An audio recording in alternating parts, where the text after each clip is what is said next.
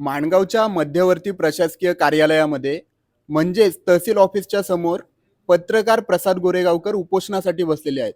हो, ते अमरण उपोषण करतात. पत्रकाराला उपोषण करण्याची गरज का पडते हे आपण थेट त्यांच्याकडनं जाणून घेणार आहोत. प्रसादजी नमस्कार. मी सगळ्यात पहिले आपले स्वागत करतो शक्ती न्यूज मराठी चॅनलमध्ये. काय सांगाल की पत्रकारितेच्या भूमिकेमध्ये असताना आपल्याला आज उपोषण करण्याची गरज का पडली? कसं आहे, पत्रकारिता करताना आपल्याला बऱ्याच अडचणींना तोंड द्यावं लागतं. आज मी गेली 5 वर्ष या गौण खनिजविषयी लढा देत आहे.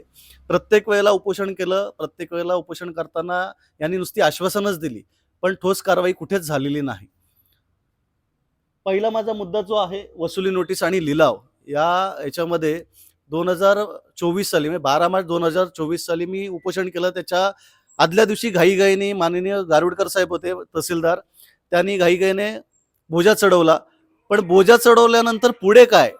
बोजा चढवल्यानंतर त्याचा लिलाव करावा लागतो आणि लिलावातून शासन जमा जी काही रक्कम येते ती शासन जमा करावी लागते. परंतु अद्याप असं कुठलंही झालेलं नाही. हा गट क्रमांक आहे कोस्तेचा जो आहे तिथं आहेत राजाभाऊ रणपिसेंचा, त्यांचा आहे. त्याच्यानंतर वहाब डावरे आहेत, त्यांचा आहे. त्याच्यानंतर भोरावकर म्हणून आहेत. त्याच्यानंतर सीताराम शिर्के म्हणून आहेत. 3-3 वर्ष होतात, त्यांच्यावरती आदेश होतो, बोजा चढवला जातो, मात्र त्याच्यानंतर कुठल्याही प्रकारची कारवाई होत नाही, लिलाव होत नाही आणि शासन जमा ते पैसे होत नाही. शासनाचा महसूल बुडू नये म्हणून इथे मी आता बसलेलो आहे ठाण मांडून. याच्या पुढील जे काय आता येतील, जवळजवळ 24-25 तास झालेत, कोणी आलेलं नाही आहे. त्याच्यानंतर जसं येतील त्याच्याप्रमाणे मी माझ्या ज्या मागण्या आहेत त्यांच्यासमोर मांडेन आणि जशी होईल तसे करून देणार आहे. आपण पाहिलं तर आपण महसूल विभाग जो आहे त्याच्या विरोधामध्ये सारख्या बातम्या आपल्या लागलेल्या असतात. गौण खनिजाबद्दलच्या आपल्या बातम्या लागलेल्या असतात. पण याच्यावरती पुढे जाऊन या शासन दरबारी तुम्हाला असं वाटतंय का या प्रशासनाकडनं कुठलीही दखल घेतली जाते? नाही, अजिबात दखल घेतली जात नाही. याचं कारण असं आहे की मी एवढ्या बातम्या केल्यात.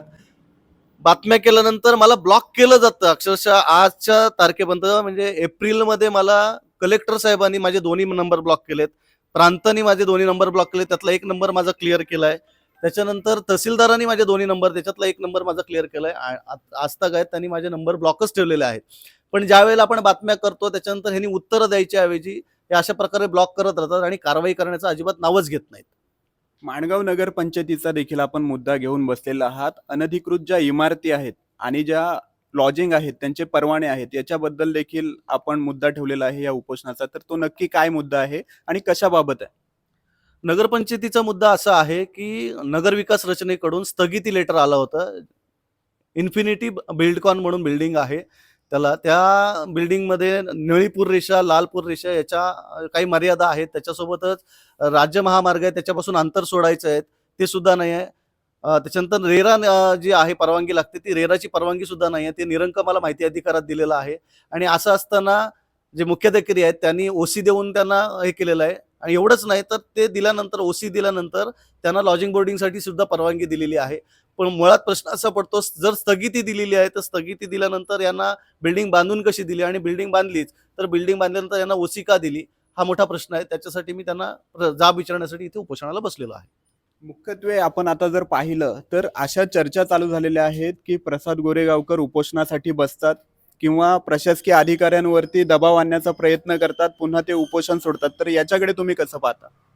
बघा, आता दबाव आणण्याचा प्रश्नच येत नाही. मी शासनाचं महसूल कुठेतरी वाचावं म्हणून प्रयत्न करतोय.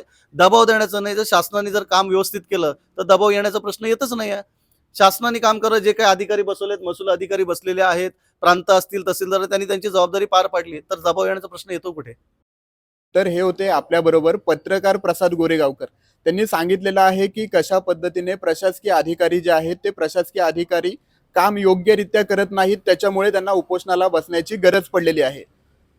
प्रतीक मोरे, रायगड.